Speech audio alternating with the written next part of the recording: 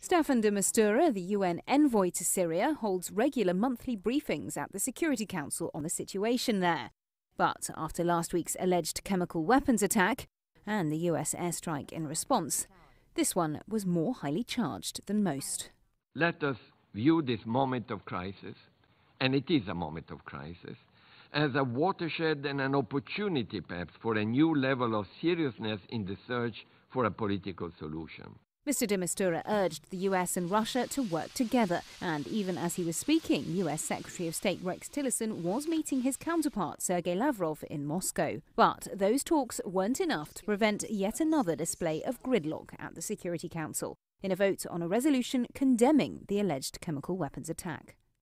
With those in favor of the draft resolution, please raise their hand.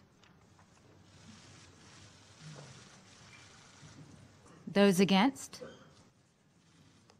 This resolution was brought by the so-called P3, the US, the UK and France, and it's the fourth draft resolution on Syria to come before the Council over the last week or so. But the wording just wasn't acceptable for Russia, as it called for an investigation into that alleged chemical attack in Syria. So the Kremlin cast its 8th veto on Syria in the last 6 years. Russia said the document prejudged who was responsible for the suspected gas attack. The main problem was that the draft resolution by the Troika appointed the guilty party prior to an independent and objective investigation. This is an approach that is incompatible with legal norms.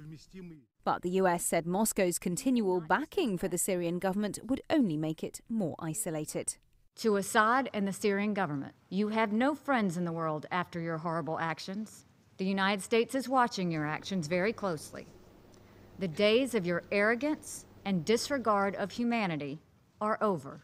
Diplomats here at the UN say Russia has put forward a rival resolution condemning the gas attack and the US strike, but it's not clear if that will come to a vote.